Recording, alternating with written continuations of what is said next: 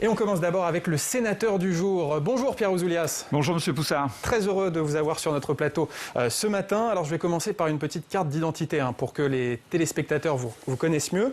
Vous êtes membre du groupe communiste au Sénat, élu des Hauts-de-Seine, également conseiller départemental. Et d'ailleurs vous vous représentez aux élections, vous êtes candidat aux élections départementales dans les Hauts-de-Seine, des élections départementales et régionales qui, je le précise, auront lieu fin juin. Alors dans la vie, Pierre Ouzoulias, vous aimez le rugby. Vous êtes d'ailleurs supporter du club de Brive, le CA Brive-Corrèze Limousin. Alors pourquoi ne pas supporter le club des Hauts-de-Seine, le Racing Métro 92 ? Parce que je défends mon pays, j'ai des attaches familiales là et elles me sont très chères. Le pays corrézien, c'est important.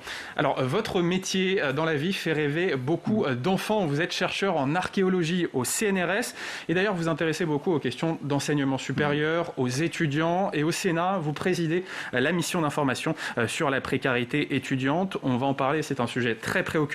Mais d'abord, on va évoquer ce déconfinement avec un calendrier qui est précisé par le Premier ministre Jean Castex. Les écoles vont rouvrir la semaine prochaine. Possible réouverture des terrasses, des bars et des restaurants à la moitié du mois de mai. Vous êtes satisfait par ce calendrier ? Est-ce que vous y croyez ? Est-ce que c'est tenable ? Moi, je suis comme les Français. Malheureusement, il n'y a pas beaucoup de dates que le gouvernement a tenues en matière de confinement puis de déconfinement. Donc, ce qu'on souhaite du gouvernement maintenant, c'est de la clarté et de la transparence. Et quand il annonce des dates et des chiffres, il faut qu'il s'y tienne. Parce qu'il est en train de perdre le pays, là. Mais est-ce qu'on ne va pas encore risquer une déception sur ces dates, car on voit le niveau du virus qui baisse certes, mais qui est quand même sur un plateau haut. Donc, est-ce que c'est vraiment possible de déconfiner au mois de mai ? La seule façon pour le gouvernement de maîtriser la pandémie aujourd'hui, c'est de faire face à l'urgence sanitaire qui est la vaccination. On a besoin de doses. On va en parler. On a besoin de doses partout et tout le monde a compris que l'essentiel était là. Si on arrive à vacciner, en effet, on pourra maîtriser la pandémie. Si on n'arrive pas à vacciner, malheureusement, on va encore subir les événements, l'apparition des variants, etc. Alors, vous êtes membre de la Commission de la Culture et de l'Éducation au Sénat, et il y a également l'enjeu des écoles dans cette crise sanitaire. Les écoles vont rouvrir la semaine prochaine avec plus de tests salivaires, autotests. Ça y est, les enseignants sont protégés. On peut rouvrir les écoles sereinement ? Je crois pas. Les enseignants, ils attendent, comme tout le monde, ils attendent leur vaccination. Ce qui est très important, moi je suis favorable à l'ouverture des écoles parce que tous les parents nous ont dit que cette période où ils ont vécu avec leurs gamins à la maison a été très difficile pour eux. Elle s'ajoute au premier confinement, psychologiquement ils n'en peuvent plus et les gamins ont besoin de retourner à l'école. Il y a un travail exceptionnel qui a été réalisé par les enseignants et on voit très bien qu'ils ont une mission sociale dans l'accueil des enfants. Et à ce titre, moi, je pense qu'ils auraient dû bénéficier des mêmes mesures de vaccination que les personnels de santé. Donc, le Premier ministre a annoncé une vaccination au-delà de 55 ans. C'est dérisoire. C'est dérisoire par rapport à l'enjeu. Il faut maintenant que ces personnels qui sont là, au front, ils bénéficient rapidement de la vaccination. Donc vous demandez une vaccination prioritaire pour tous les enseignants ? Bien sûr, pour tous les personnels, pour tous les travailleurs qui sont en première ligne. On va en parler de la vaccination, notamment de la vaccination dans les Hauts-de-Seine. Restons sur le milieu scolaire, notamment les lycées. Les épreuves du baccalauréat de philosophie et le grand oral du bac vont être maintenues. Ça fait partie de la réforme du bac de Jean-Michel Blanquer. C'est une bonne chose de maintenir ces épreuves en présentiel ? Moi, j'étais contre la réforme du bac. Je trouvais que le bac à l'ancienne, c'était un diplôme républicain qui apportait toutes les garanties à la fois parce qu'il était anonyme et national. Donc là, avec le nouveau bac, les parents et les lycéens se sont un peu perdus. On ne comprend plus très bien où on en est. Qu'est-ce qui a pu être assuré du contrôle continu ? Il y a une vraie problématique là-dessus. Qu'il y ait des épreuves en présentiel, comme vous dites, je pense que c'est indispensable parce que ce qu'il faut redonner, c'est de la confiance aux élèves, aux parents et surtout dans la valeur du diplôme. Aujourd'hui, il y a une très forte angoisse des parents et des élèves par rapport à la valeur qui va être donnée au diplôme. Mais est-ce que sur ces épreuves en présentiel, il ne va pas avoir un problème de préparation des élèves ? Car dans certains départements, notamment dans le Nord, il y a eu des mesures en distanciel très tôt. Donc il y a une inégalité. Les élèves n'ont pas la même préparation pour le bac. Ah mais de toute façon, avec le nouveau bac, il y a une inégalité fondamentale des lycéens par rapport aux épreuves. Hein. Et je regrette notamment pour la suite, hein, après Parcoursup, que ce qui compte aujourd'hui beaucoup plus, c'est le rang, le classement social du lycée, plutôt que la qualité intrinsèque des élèves. Et ça me semble anti-républicain. Hein. On parle beaucoup de la République. Voilà, quand vous classez les gens en fonction du rang social de leur lycée, je trouve que c'est contre la République. Alors, à la mi-mai, Jean Castex a affirmé que certains lieux culturels et sportifs pourraient rouvrir. Justement, sur le secteur culturel, c'est important cette réouverture pour donner de l'air. Et puis sur les musées, est-ce qu'on n'a pas trop tardé à les rouvrir ? Mais je pense malheureusement, vous évoquiez l'éducation, que la politique du quoi qu'il en coûte s'est arrêtée avant la porte des campus, avant la porte des théâtres, des cinémas. Et le gouvernement a considéré, l'an passé surtout, qu'il y avait un certain nombre de domaines annexes, accessoires, dont on s'occuperait après. La culture, l'éducation, l'enseignement supérieur, la recherche aussi. Je pense qu'aujourd'hui, il faut s'atteler à essayer de retrouver une vie normale pour tous ces secteurs qui sont essentiels. Ils ne sont pas accessoires, ils sont essentiels. Donc il faut que le gouvernement s'en préoccupe vraiment. Et donc il y a urgence il est urgent de faire des choses. Alors vous évoquez la vaccination. Je voudrais qu'on parle précisément de la vaccination dans votre département, les Hauts-de-Seine, puisque vous avez écrit une lettre au ministre de la Santé, Olivier Véran. Quel est le problème dans votre département ? Ça n'avance pas ? Mais non, ça avance pas. Moi, je suis allé visiter le centre de vaccination d'Antony, qui vaccine les personnes de ma ville, Bourg-la-Reine, dans le sud des Hauts-de-Seine. Ce que tout le monde nous dit, c'est qu'on pourrait vacciner beaucoup plus, mais il n'y a pas de dose. On pourrait vacciner 7 jours sur 7, de 8h du matin à 20h. Mais il n'y a pas de dose. Il n'y a pas de dose. Et par ailleurs, les personnes qui s'occupent du centre de vaccination n'ont pas une vision très claire de la part du ministère de la Santé sur les doses qui vont arriver, quel type de vaccin, comment organiser les choses.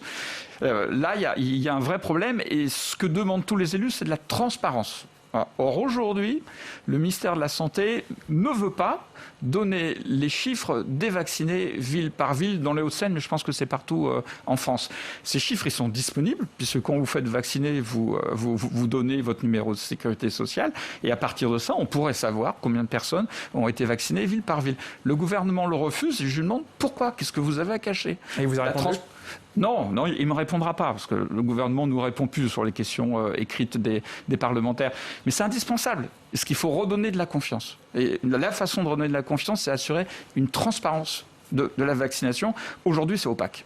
Alors, Pierre Ouzoulias, le principe de cette émission, c'est de s'intéresser à l'actualité régionale, à la presse régionale. Et on va aller à Lyon retrouver nos partenaires du Progrès de Lyon avec Frédéric Massé, journaliste au Progrès. Bonjour Frédéric. Bonjour à tous. Alors ce matin, dans le Progrès, vous évoquez notamment la pénurie de matières premières dans la région et cela impacte le BTP. Bah oui, c'est en quelque sorte la double peine pour cette filière, comme si la crise n'avait pas déjà suffi à fragiliser la dynamique des entreprises.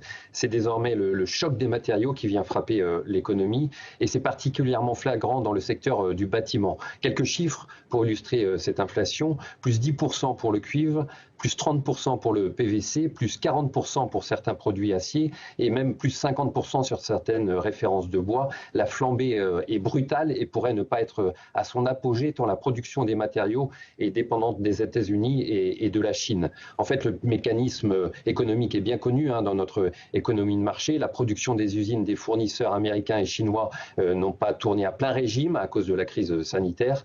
Conséquence, la demande est supérieure à l'offre. Résultat, les prix s'envolent. Et puis ce matin, dans le Progrès de Lyon, Frédéric, vous consacrez un dossier spécial à Thomas Pesquet. Voilà, c'est le jour J pour Thomas Pesquet. Le compte à rebours est lancé. On est même à H-4 pour le Français et ses 3 astronautes qui seront dans le vaisseau. Effectivement, alors le centre opérationnel de surveillance militaire des objets spatiaux, basé dans le Rhône, près de Lyon, va suivre de près le trajet du Français Thomas Pesquet et des 3 autres astronautes vers la station spatiale internationale ISS. Alors le décollage du vol habité Crew Dragon de la NASA et de SpaceX est prévu tout à l'heure en Floride, à 11h49, heure française précisément. Or, les Américains ont sollicité la base aérienne lyonnaise, tout comme celle du CNES, d'ailleurs à Kourou en Guyane, pour enregistrer et vérifier les trajectoires du vol habité. Et les données collectées seront transmises à la NASA. La capsule Crew Dragon devrait passer 3 fois au-dessus de la France avant son arrimage à l'ISS samedi vers 9h. Et puis alors pour l'anecdote, Thomas Pesquet emporte dans ses bagages des menus de notre région et notamment un bœuf bourguignon concocté par François Adamski, sacré Bocuse d'Or en 2001 à Lyon. Alors on va se régaler sur la Station Spatiale Internationale. Merci beaucoup Frédéric. Et d'ailleurs, on va regarder la une du Progrès de Lyon qui est consacrée à Thomas Pesquet et Lyon qui a l'œil sur son aventure spatiale. Merci beaucoup Frédéric. Pierre Ouzoulias, une réaction sur ce décollage de Thomas Pesquet. Vous êtes chercheur au CNRS. C'est une fierté française, une fierté pour la recherche spatiale française, ce que fait Thomas Pesquet? Oui, bien sûr, mais moi j'aimerais vous rappeler que la conquête spatiale, ça a été un des grands enjeux de la France des années 50-60. C'était un projet collectif porté par toute la nation et pour lequel les gouvernements de l'époque et Charles de Gaulle avaient mis énormément de moyens budgétaires. Aujourd'hui, notre pays, qu'est-ce qu'il a comme grand projet scientifique? On a raté la vaccination. Malheureusement, nos chercheurs ils attendent les microscopes pour étudier le coronavirus. Sur la conquête spatiale, on a encore quelques éléments, mais sur tout le reste, on a l'impression d'un champ de ruines, d'un abandon. Et moi, je souhaite que dans la campagne présidentielle, la recherche soit affichée comme un nouveau domaine où on peut mobiliser les jeunes. On a besoin de donner aux jeunes des horizons d'attente, des perspectives qui soient un peu enthousiasmantes. Et là, ça manque à notre pays. Oui, il manque une ambition. La recherche, c'est l'avenir. Tout à fait. Pierre Ouzoulias, on va évoquer quelques sujets d'actualité, notamment les États généraux de la laïcité qui ont été lancés cette semaine par la ministre Marlène Schiappa. Et ils sont plutôt mal partis, ces États généraux, cette grande consultation sur ce thème, car selon nos confrères de BFM, Emmanuel Macron n'était pas au courant de ce projet. Et il a recadré Marlène Schiappa en Conseil des ministres. Voilà ce qu'il aurait dit. On n'a pas besoin de colloques, de forums ou je ne sais quoi. Si c'est pour regarder le film de Caroline Forest sur Tariq Ramadan, on l'a déjà vu, on a bien compris. Les Français s'en fiche, et moi aussi, il y a une loi, il faut l'appliquer. Vous êtes d'accord, on n'a pas besoin de débattre encore de la laïcité? Mais il y a une loi, il faut l'appliquer. Elle n'a pas été encore votée. La loi séparatisme. C'est ce qui me surprend. Tout le monde fait comme si elle avait été votée. Il y a une commission mixte paritaire qui doit décider de son sort. Pour l'instant, on n'a rien. C'est-à-dire que députés et sénateurs doivent se mettre d'accord sur une version commune. Bien sûr. Donc, comme toujours, on a l'impression que le Parlement ne sert à rien. Il est mis de côté. Moi, j'aurais aimé un grand débat public dans l'hémicycle sur la laïcité. Le gouvernement l'a refusé. Mon groupe a porté des amendements très forts pour questionner la légitimité du concordat Alsace-Moselle, de savoir pourquoi dans la Guyane la loi de 1905 ne s'appliquait pas, des choses très concrètes, et le gouvernement ne nous a pas répondu. Donc le débat, il faut d'abord qu'il soit dans l'hémicycle, et puis en respect avec les parlementaires. Et là, encore une fois, il y a un manque de respect. Alors il y a une autre loi qui a fait beaucoup de bruit ces derniers mois au Parlement, c'est la loi sécurité globale. Et d'ailleurs cette semaine, les 3 groupes de gauche du Sénat, dont le groupe communiste, ont saisi le Conseil constitutionnel. Est-ce que vous pensez que cette loi sécurité globale peut être retoquée? Ça, c'est le Conseil constitutionnel qui le dira. Dedans, il y a des choses très très lourdes.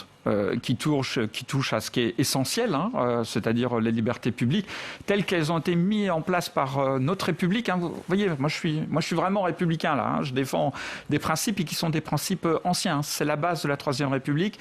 Toutes ces grandes libertés, nous les devons à la Troisième République, à la fin du 19e siècle et au début du 20e siècle. Ce que je constate, et il faudra faire le bilan, c'est que depuis le début de ce quinquennat, il y a eu une régression comme jamais on en a connu des libertés individuelles. Avec la loi que vous appelez séparatisme, ça a été la liberté religieuse. Avec sécurité globale, c'est les libertés individuelles. Donc c'est sans doute un des gouvernements qui, avec une politique libérale, aura été le plus liberticide par rapport aux libertés publiques. Et je crois qu'il faut que les Français et les Françaises en prennent conscience. Il y a un danger. Un mot sur la réforme de l'assurance chômage. Il y a une journée de mobilisation aujourd'hui contre cette réforme à l'appel de la CGT. Et d'ailleurs, dans quelques minutes, nous aurons sur notre plateau le secrétaire général de la CGT, Philippe Martinez.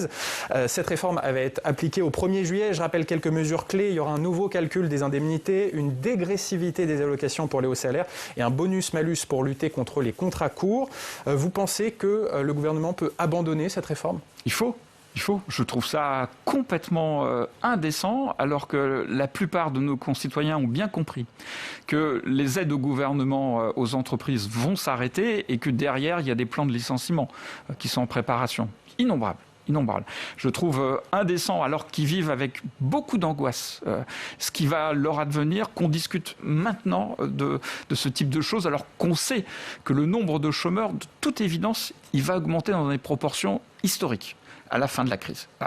Donc il faut se préoccuper d'abord de la protection de celles et ceux qui vont être au chômage avant de réformer l'assurance chômage. C'est pas le moment selon vous, mais il y a quand même une dette de 34 milliards d'euros sur ce régime d'assurance chômage. Il va falloir faire quelque chose. Mais il faut une vraie discussion sur la dette.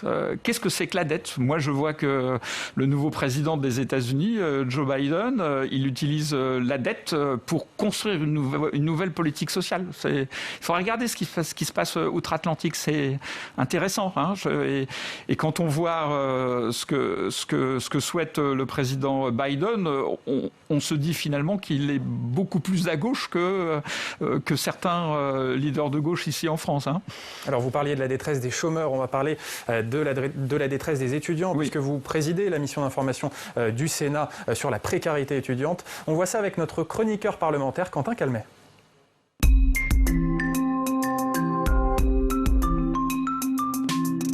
Bonjour Quentin. Bonjour Alex. Quentin. Bonjour Pierre Ouzoulias. Bonjour. Alors, on va faire un premier bilan de cette mission d'information du Sénat sur la précarité étudiante. D'abord, Quentin, rappelez-nous quel était l'objectif. Eh bien, c'est une mission qui a été demandée par les centristes et c'est donc vous qui la présidez, Pierre Ouzoulias. Depuis le mois de mars, vous avez déjà auditionné par exemple les organisations et syndicats étudiants, les représentants des collectivités locales ou encore des structures comme l'Observatoire de la vie étudiante. Un sujet vaste et complexe, ont dit les personnes auditionnées. Les étudiants vivent une période charnière, on le sait, de construction notamment de l'autonomie pour le jeune adulte. Alors depuis le début des auditions, il y a quand même déjà un constat qui est beaucoup revenu. Les étudiants en souffrance sont difficiles à identifier. Certains jeunes sont éligibles à des aides, mais ils échappent à ces dispositifs. Écoutez un représentant d'un syndicat étudiant.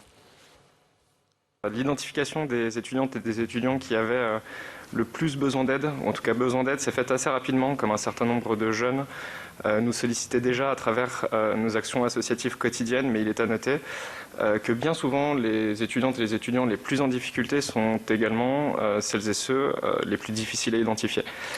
Même les collectivités locales ont dit avoir du mal à repérer les étudiants en détresse sur leur territoire. Elles ne disposaient pas des outils pour localiser les jeunes en détresse. C'est ce qui explique aussi que l'action en faveur de ces étudiants a été si lente à se mettre en place pendant la crise sanitaire.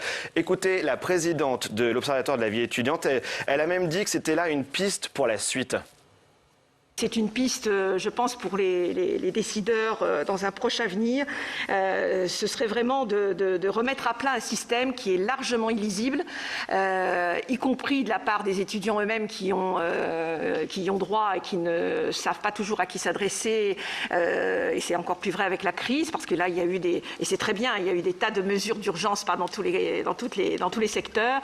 Mais il va falloir vraiment, à un moment donné, remettre de la cohérence et de redonner du sens à ce qui est une politique de soutien au sens financier du terme, de façon à cibler bien évidemment sur les populations qui en ont le plus besoin, c'est-à-dire les plus fragiles. Alors les travaux sont loin d'être terminés, puisque vous allez encore faire des auditions jusqu'au mois de juillet. A priori, vous rendrez votre rapport à ce moment-là. Mais Pierre Ouzoulias, déjà une première question. Quel est votre bilan de ces premières auditions ? Est-ce que cette question de l'invisibilisation des étudiants, c'est quelque chose aussi que vous retenez ?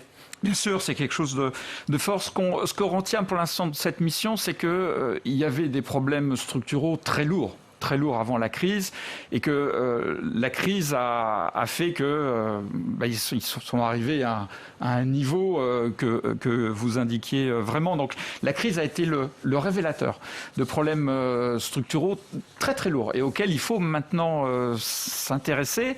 Et il doit y avoir une mobilisation collective en faveur des jeunes, des étudiants et de la jeunesse. Et là, je trouve que le gouvernement, il est un peu absent. Moi, j'entends plus Madame Vidal. Je ne sais pas si elle est encore en France. Vous avez des informations?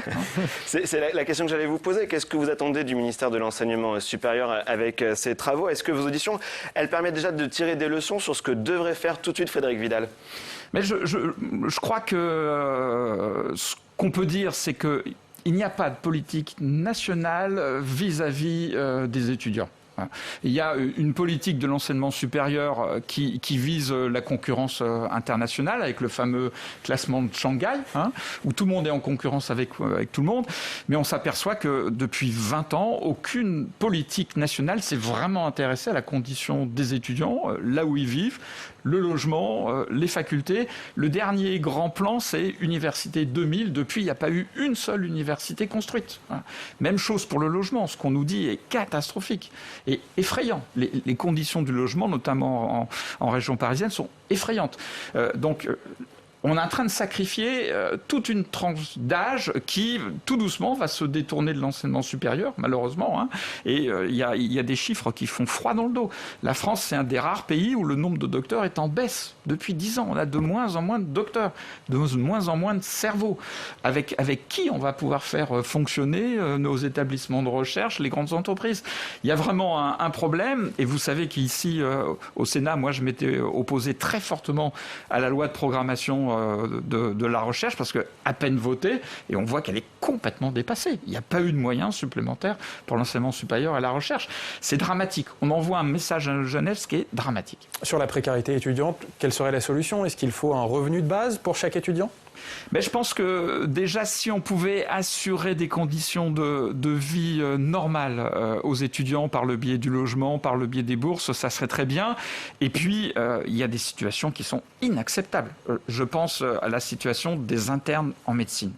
C'est effrayant, effrayant. Ils manifestaient cette semaine devant le ministère de la Santé parce que, on ne le dit pas assez, il y a des suicides quasiment toutes les semaines. Voilà. Quand vous faites travailler un interne 70 heures avec des gardes de 24 heures pour un salaire de misère, vous arrivez à des situations qui sont absolument terribles. Donc là... le Ségur de la Santé est tout réglé. On voit que la situation des internes n'a pas bougé. Il ne s'est rien passé. Et c'est pourtant ceux qui sont en train de gérer la pandémie. Il ne suffit pas de les applaudir tous les soirs. Il faut que le gouvernement, maintenant, il prenne ça à bras-le-corps. Quentin, vous restez avec nous parce que c'est l'heure de votre revue de presse, Pierre Ouzoulias, la revue de presse des Hauts-de-Seine.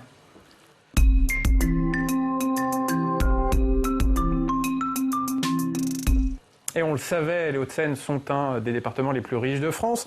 On va regarder un article des Échos sur justement cette richesse des Hauts-de-Seine. Tout à fait, Alex. Le 92 présente un excédent de 560 millions d'euros en 2020, malgré la crise, dit effectivement cet article des Échos. Alors c'est une actualité qui date du début du mois, mais on voulait revenir dessus avec vous, Pierre Ouzoulias. Le budget du conseil départemental se porte très bien cette année encore, un excédent qui a suscité de vives critiques de la part de l'opposition. La gauche a dénoncé une cagnotte, je cite, indécente pour une collectivité en période de crise. Alors, Pierre Ouzoulias, qu'en pensez-vous? Si vous étiez, vous, président du conseil départemental, qu'est-ce que vous feriez de cette cagnotte? Qu'est-ce que vous auriez fait différemment? Du social. Parce que s'il y a autant d'excédents, c'est que malheureusement, ça fait une dizaine d'années que la majorité de droite du conseil départemental grignote sur tous les budgets sociaux, et notamment sur le budget de l'éducation, qui n'a pas bougé. Donc il y a une fortune là qui est énorme, mais on s'aperçoit qu'au quotidien, ce qu'on vit dans les Hauts-de-Seine, c'est une dégradation de tous les services publics. Donc c'est aberrant et c'est très mauvais, parce que je pense que les départements qui vont mieux s'en sortir de cette crise, c'est ceux qui auront maintenu un niveau de prestations sociales, de services publics qui soit à la mesure des besoins.